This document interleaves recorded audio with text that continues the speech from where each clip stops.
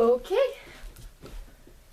Hello, people that are watching. You can't see my face for this whole video. I'm sorry, but you'll be able to see me in this table, so that's what counts. I'm Kasaya Judy. I'm here to show how to extract DNA from a strawberry, and it's a super fun but really cool experiment, and it makes you feel really cool. So, yeah, I'm excited. So, first off, I'll show you the materials that you will need. You'll need 1/4 teaspoon of salt. That's what I have right here. A bigger dish, 90 milliliters of water. I have it already pre-measured out. 10 milliliters of dish soap, just liquid dish soap. It's really easy. I already have that pre-measured out too. Cheesecloth or a sieve, anything with small holes that can drain and you know, it has to have tiny holes. A glass beaker or jar. I'm using this small mason jar for this experiment. A strawberry, or if you have small ones, 2 or 3. I use frozen. You can use fresh or frozen, either way. You need 5. How much was it? Sorry. Okay. You need 5 milliliters of chilled isopropyl alcohol. It'll need to be frozen for at least 10 minutes, so I would get that in first. Then you need a plastic baggie, and then tweezers. Also, I added to my list of things needed. It's optional, but I'm using a hairband to be able to attach the cheesecloth to my big dish during the process, but that's your choice. Okay, so let's get started. So the first thing you'll need to do is to take your glass jar or your beaker and combine your water, 90 milliliters of water, and then 10 milliliters of dish soap. After you do that, you won't stir it yet because you're going to add 1/4 teaspoon of your salt. It's just normal table salt, what you get at a normal grocery store. So I'm going to add that. Now that we've added that, I'm going to combine it, stir it good enough so the salt is mixed in and the dish soap and the water are together, but not enough that you have a lot of bubbles on the top. If you end up with lots of bubbles, it's easy, you just scoop them out, but you do not want any bubbles or very many. I have a few at the top, but not a lot. You just don't want those in your mixture. Okay, so what we're going to do next is we're going to take the plastic bag you have. You could use 2 if you want to get really crazy in the next step, because we don't want the bag to pop and have everything spill. But you're going to put in your solution that you made, and you're going to add your strawberries. Now that I'm looking at it, I have a pretty big strawberry for the strawberries in there, so I'm only going to add 2 of my strawberries, and then I'm going to eat the 3rd one because it looks really good. Awesome. So, now that we have our strawberries in there, we are going to release all the air from the bag as much as you can, and we're going to seal it. Now, the reason we're going to seal it is for the next step, because you do not want to get very messy. We're going to crush these strawberries. Now, I did not add this before, but if you're going to use frozen strawberries, you have to thaw them out, because this wouldn't work with frozen strawberries, especially if you're trying to squish them, because that's just kind of difficult.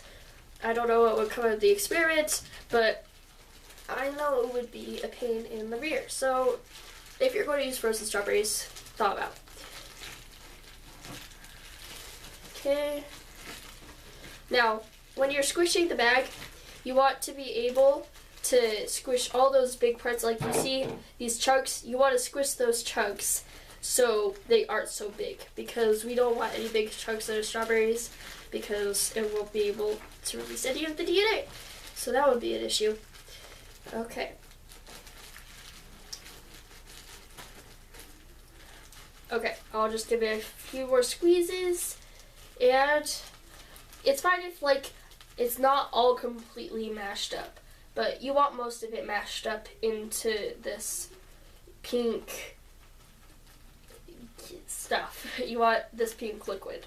So now that we got it, we're going to go on to the next step. You're going to take your bigger jar. I'm just using a bigger face just so the liquid can go through easier and not spill.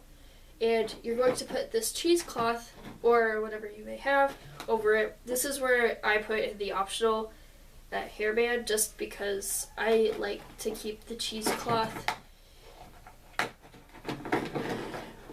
there. It went on pretty easily last time. I'm using a thicker red. So there we go. Now, what I also forgot to mention is you'll want a spoon. I actually don't have my big spoon with me at this time, but I'll just use this. It'll help in the next step. So you're going to take your bag that has the crushed strawberry soap mixture in it, and you're going to drain it through this cheesecloth. Now, you have to be careful, because if you go too fast, then it's going to end up everywhere and on the table, and that's just a disaster. So you're going to want to continue to pour it over this cheesecloth until the bag is totally empty. Now, what you're wanting to do next after this is use the back of your spoon and press through all this pulp that you have on the top just to get any extra liquid out.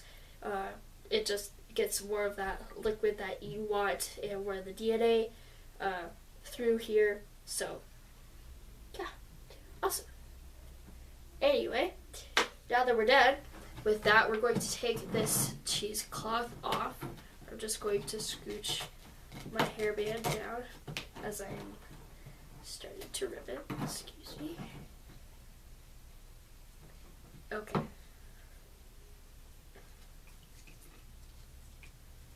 Okay. I squeezed the last of it out. There's not any more juice in there.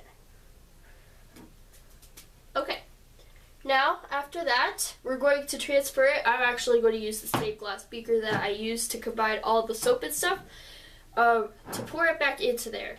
I also want to do that just because it's translucent, transparent, excuse me, and I'll want to be able to see that.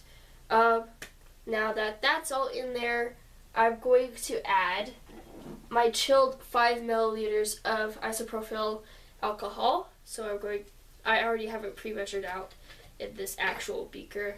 My actual product wouldn't fit in there because it's only 30 milliliters. And there we go. Now, I'm going to hold the mixture at my eye level. You won't be able to see it with the camera. But this white stuff starts to come to the top. I'll take a picture of it and show it at the end of the video. But this white stuff comes to the top, and you can actually see this chain. I could see this white little bubbly chain. It kind of looks snot-ish. It looks white and icky. But that's the DNA that came to the top of my extract. So, that's it. And you can use tweezers to grab the extract out of here. I do not have it all the way up to the top yet. It's still a bit dispersed, so I can't grab it. But, yeah, I'll show you a picture, and thank you for watching my video.